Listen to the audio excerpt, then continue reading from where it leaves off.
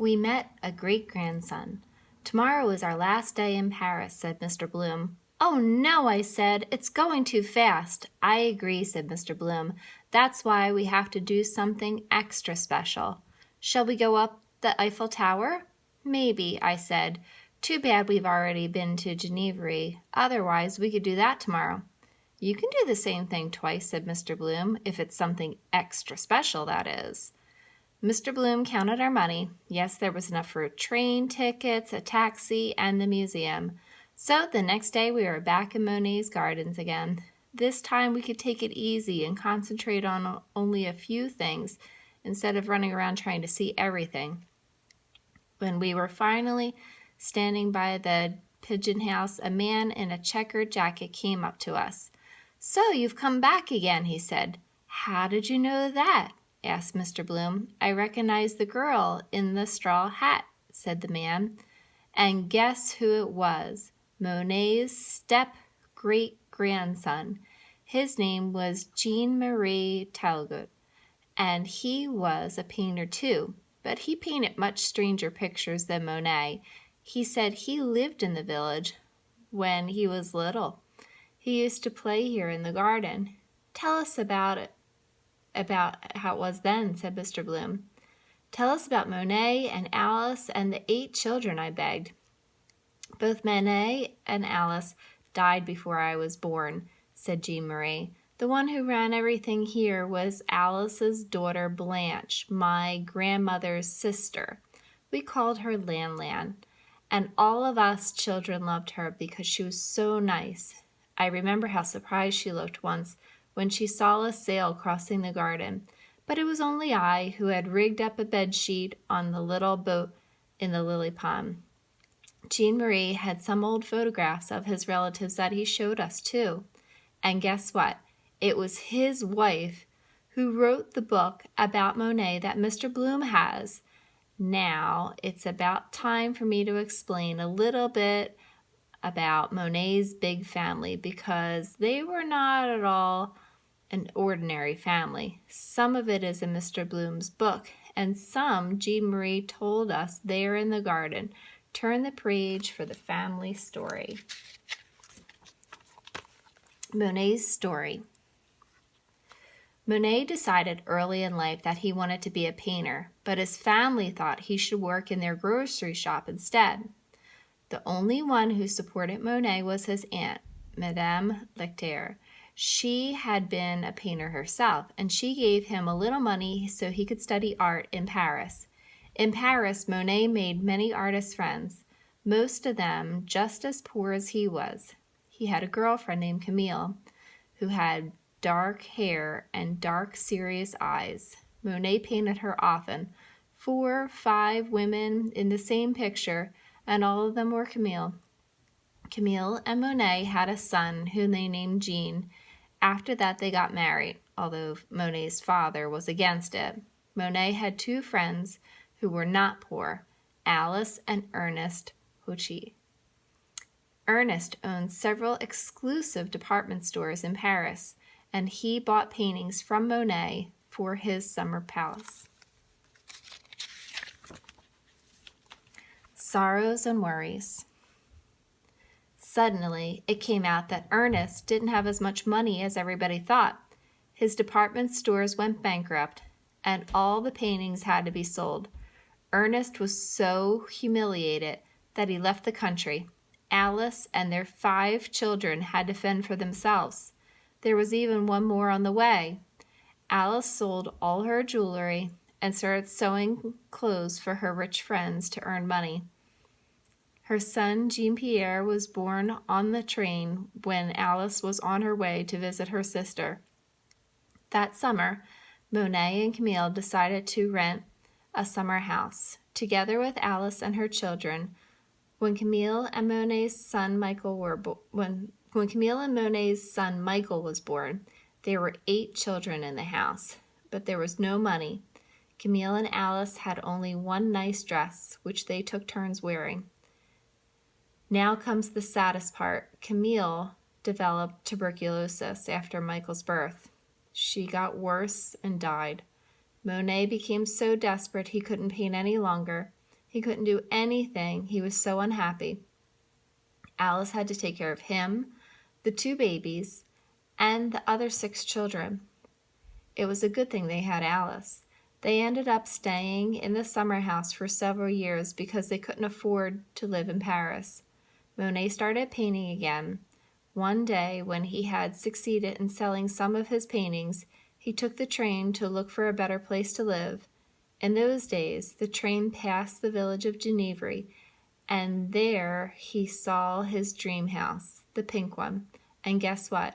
It was empty and they could rent it. The whole family moved in.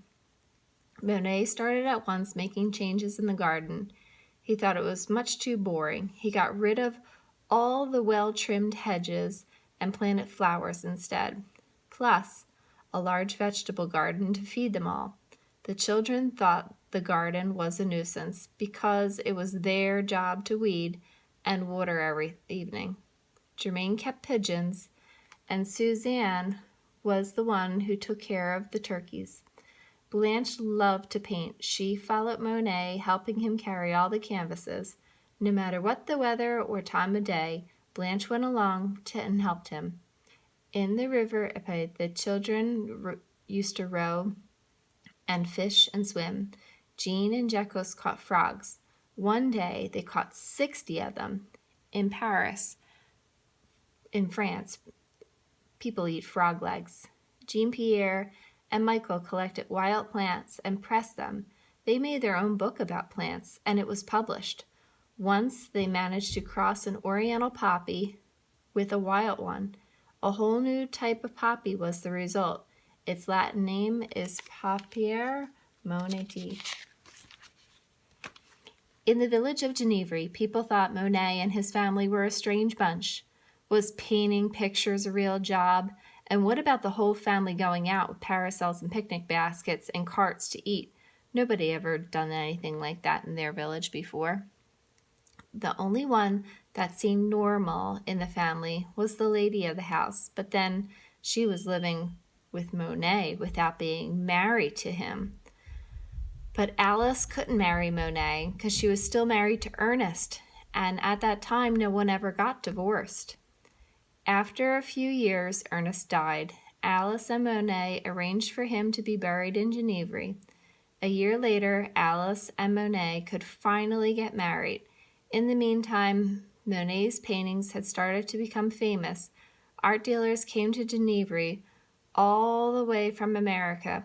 Monet thought it was terrible that his pictures would be taken so far away, but he needed the money for now. They had lots of guests, a cook, and an assistant cook, and best of all, according to the children, 6 gardeners. When Monet was pleased with his paintings, then the whole household was happy. But when he was not pleased, everyone suffered. Monet's views and moods ruled the house. Lunch was served at exactly 12 o'clock, even if the children had to leave school early.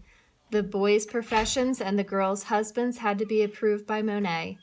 Michael didn't get to be an inventor, and poor Germaine did not get to marry her boyfriend. Blanche was luckier. She was allowed to marry her stepbrother, Jean, and Suzanne got to marry an American painter named Theodore Butler. Suzanne had 2 children, Jim and Lily, but tragedy struck the family again when Suzanne became ill and died. Her children moved in with Monet, where Suzanne's older sister Marthe took care of them. After a few years, Theodore married Marthe. Many years later, Monet's own beloved Alice died, as well as his son Jean. Monet became so depressed again that he was unable to paint. It wasn't until Blanche moved back to the pink house that things got better. She dragged Monet and all of his equipment out to the garden. Soon they were standing there painting again, just like old times. But Blanche's paintings never became famous as Monet's. That was the story of Monet's family, but I forgot one thing. When Lily grew up, she had a son named Jean-Marie, the one that Mr. Bloom and I are talking with just at this very minute in Monet's gardens. Imagine having such a famous father, I said. And so strict, said Mr. Bloom. I think the girls made out best, said Jean-Marie. The boys had it much harder. Think of poor Michael, the one who wanted to be an inventor.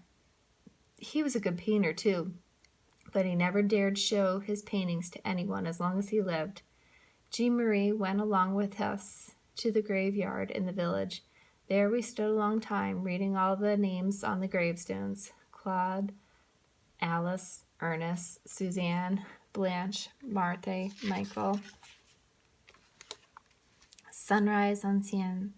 The next morning we had to leave Paris. Mr. Bloom woke me up at 6 o'clock. If you get up right now, we'll have time to see one more thing, he said. No, what? What is it now? Sunrise on Seine, said Mr. Bloom. Go by yourself, I said from under the blanket. But I ended up going with him after all. It was foggy and damp out. We crossed the bridge to the island called Isle de Cité. Way over on the left end of the island was a weeping willow tree, its branches hanging over the river. Mist rose from the water flowing under the next bridge. In the distance, we could see the Eiffel Tower. At that moment, the first rays of the sun appeared, warming us. I'm thinking of a certain painting, said Mr. Bloom. One of those in the book. I know which one you mean, I said. It's the second most misty of all the Sunrise on Seine paintings. Home again. It's lucky that there are some good things about a trip being over, coming home and telling everyone about it. For example, seeing all the pictures, how they turned out. We forgot to take a picture of the old man with the dog, I said. But I have one of Camille, said Mr. Bloom. Do your imitation of the old man with the dog, I said. And when Mr. Bloom did it, I laughed until I fell over. I showed Mr. Bloom my bulletin board where I've pinned up postcards and tickets from our trip, a pigeon feather, and a photo of Jean Marie. I have some other things in a wooden box that I found in the trash can in Paris, a little monkey, a nightcap, and 100 meters of pink satin ribbon. All of that I bought for next to nothing at a flea market in Paris. A red book of city maps, a doll pencil case, and a kaleidoscope. Almost everybody knows now that I've been to Monet's Gardens and I've been to Paris. But when they ask, how's the Eiffel Tower? I say, listen, I had far more important things to see than that. The end. So I hope you liked our book, Linnaeus Gardens.